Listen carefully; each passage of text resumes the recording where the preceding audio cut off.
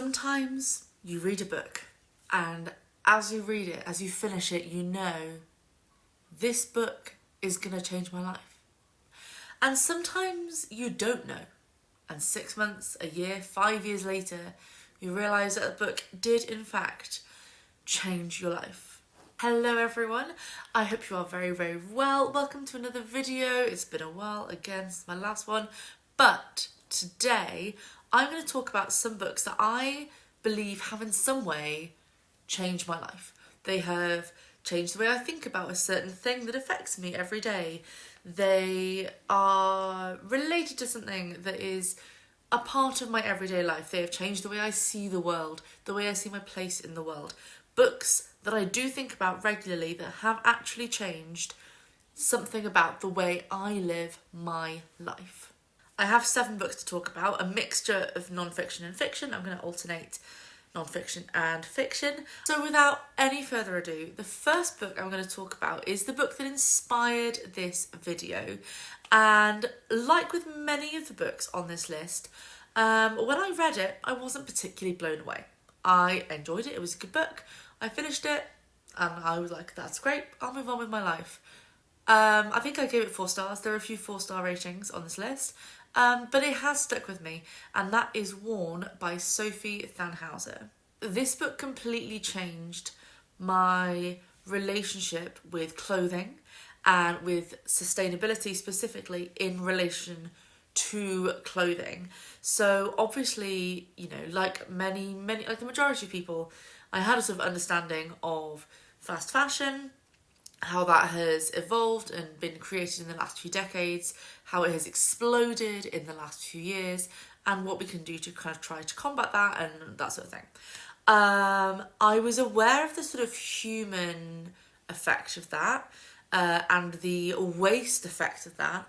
I had no idea how many resources go into creating fabric. And this is where this book has stuck with me.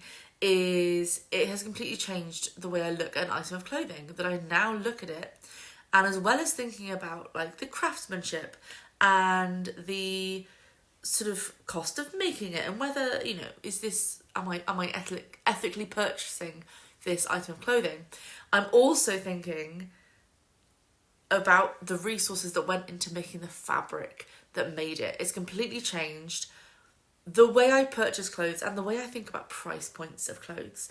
It's not something I'd ever really thought about before in terms of the way that most fabric costs so much to even make.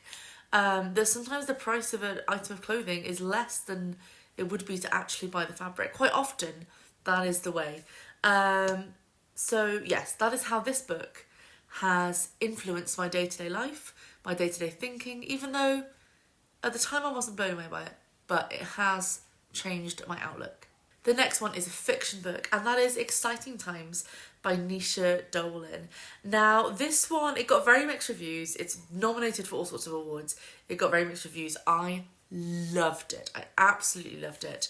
The way it has stuck with me is the passages about accents and how we think about accents and dialects. So I live in the UK. I am British. I have lived all over the UK. I've lived in lots of different areas of the UK, some of which are known more than others for their accents. And I hadn't realised until I read this book how much I had ingrained positive and negative attitudes towards accents of places that I have lived, and they sometimes come out in my speech. I would say a lot of people quite often tell me they can't figure out where I'm from my accent, and that's because it is a combination of different parts of the UK. I'd always taken a bit of pride in not really having a regional accent, and this book made me question that why is it a good thing not to have a regional accent? Why should I be happy that I haven't picked up accents from different places I've lived? And it's made me embrace when my accent does come out from different places a little bit more, when a bit of Northern comes out, especially when a bit of West Midlands comes out. It's made me really sort of embrace that and be proud of that. the way I speak is an amalgamation of different places I've lived. And more, you know, I've lived in Wales for nearly 10 years, more than 10 years, pretty much, now, and occasionally little Welshisms come out, little bits of Cardiff dialect start to come out, and that's joyous and something to be celebrated. And when I go visit my family, I start to become more West Midlands again, and that is also joyous and something to be celebrated. And this book made me start to question that and think about my own accent in a more positive way, and other people's accents as well, by extension, in a more positive way. Back to non-fiction, Weapons of Math Destruction by Cathy O'Neill. Now, the pun in the title is glorious. It's everything you could ever wish for. And again, this is a book I gave 4 stars. I really enjoyed it. It didn't blow me away. But it has opened my eyes to the power of algorithm and confirmation bias. And I think this book was written, like, I want to say 2017. That's the year that comes to mind. It might be slightly earlier than that, maybe 2016. It was around the time of Brexit and the 2016 election and these various world goings on that made us realise that algorithms sort of are easily manipulated and work against us.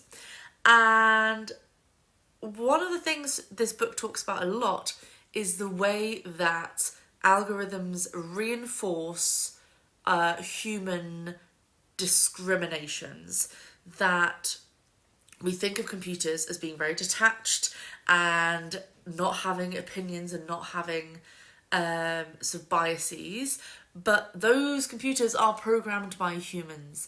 And so if, for example, to take an example from the book, you have an algorithm to predict where more crime will happen, that algorithm will predict where more arrests have been made. Where are arrests more likely to be made? In over-policed areas that might include minority groups or more working class areas, etc.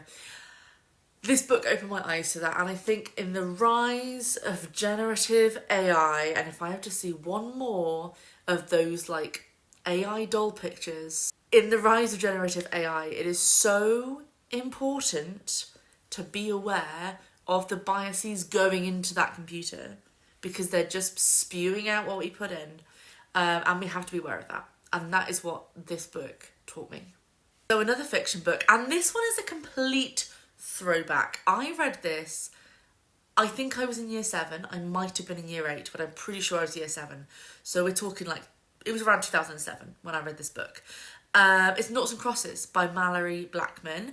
If you do not know this book, I feel like everyone my age at school read this book. It was a very like, it was YA before YA was a term, you know?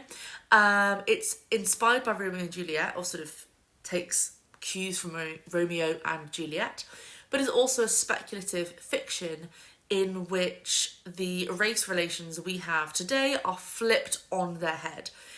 So white people are the people who are marginalised and discriminated against and generally occupy the poorer classes, and black people are the ruling class and their culture is mainstream culture.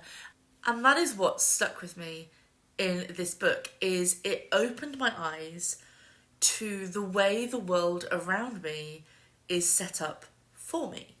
At the time, I was living in a very predominantly white area, and as much as my parents have tried to encourage us to kind of learn about other cultures and other people and other heritages, there's only so much you can do when you don't know these people in real life. As an example, there's a scene where Callum, who is white, he hurts his head and he puts a plaster on, and the plaster is dark brown, because in this world that's the default. And it had never occurred to me, age 11, that skin colour, that nude, was my skin colour but not everyone else's skin colour. And I think that was a really valuable thing to learn at that age, is to start looking at the world and going, I guess that isn't suitable for everyone. That isn't something that would help everyone. To be able to spot the times that racial bias, that ableism, etc.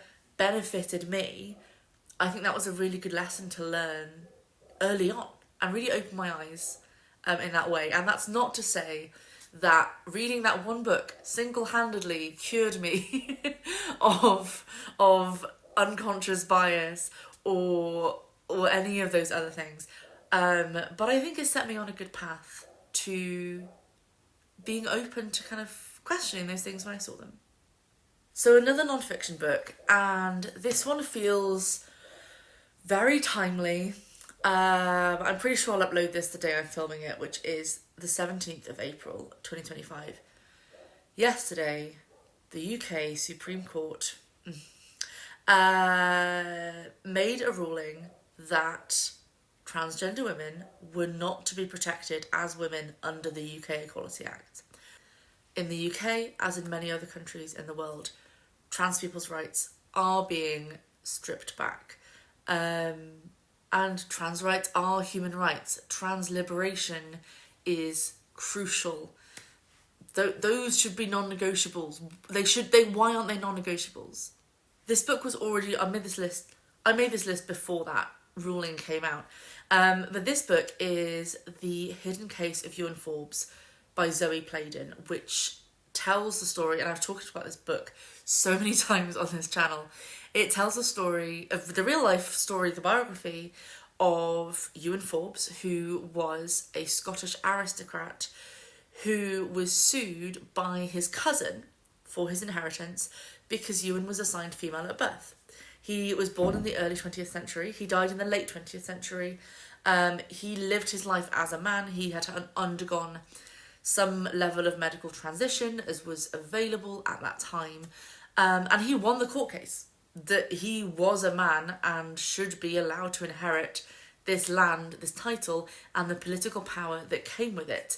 But it was made explicitly clear in the court ruling that this case should not be used as precedence in other cases. I think that happened in the 50s or 60s from what I remember from reading it. And it's one of the few books to really focus specifically on the British sort of trajectory of trans rights, which is quite different from many other countries, and it looks into why that is. And every time something like this happens, this story and the other stories of other real people in the past, of real people today, of people I know, my friends, my family, they're what I think about. This book did blow me away when I read it for the first time, and I knew that it would stick with me, as have many similar books. But it definitely deserved its place on this list, and even more so after yesterday's ruling. On to a slightly lighter topic. The next book is the last fiction book on this list, and that is A Hatful of Sky by Terry Pratchett.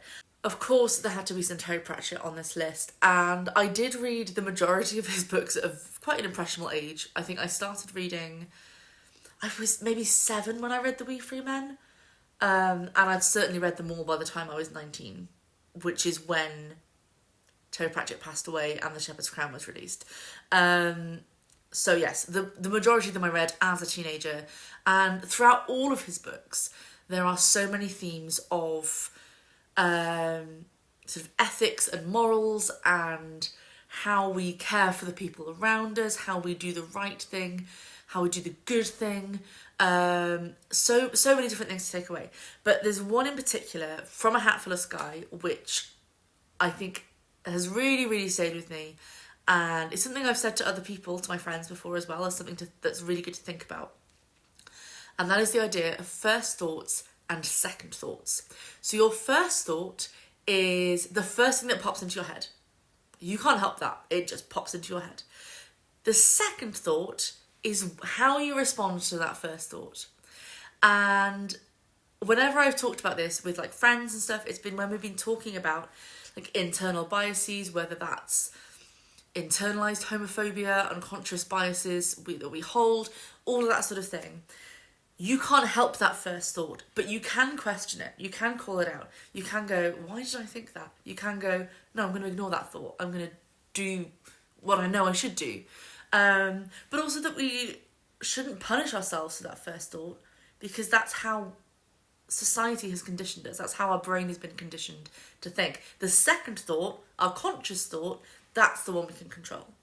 And that's just such a great way to think about your own thoughts and to move through the world and to be, hopefully, an ever-evolving person who is always striving to be a little bit better than you were the day before. I hope that that's a helpful thought for you, because I found it so helpful. And the final one is a non-fiction collection of essays, Can We All Be Feminists?, edited by June Erikudori. I think there are 17 essays in this collection, and this book really, truly introduced me to intersectional feminism. I think I was about maybe 22 when I read this book. I was really sort of getting into non-fiction reading properly for the first time since kind of ever, really, because I was starting to leave education and actually had the energy to do that. All of these essays are about feminism, but all coming from different angles, from women from different backgrounds, and some of the times they're contradictory. Some of them contradict each other. They all touched on different facets of feminism. And my biggest takeaway from this book is that there is no right or wrong way to be feminist. Actually, there is a wrong way, but there are so many different right ways to be a feminist, and that's the goal of feminism, right? To open up the possibilities for everyone, to lift each other up, to have all these different avenues, so there isn't just one clear goal, because there's no one way of being a human being. Everyone is different, and so everyone's feminism is slightly different, and learning how to work together and listen to each other and help each other is all we can do, really. That's the goal. So yeah, this book really just sort of, I think, moved me past the girl power stage of feminism into a more nuanced, more multifaceted look at it. So there we go. There are 7 books that changed my life.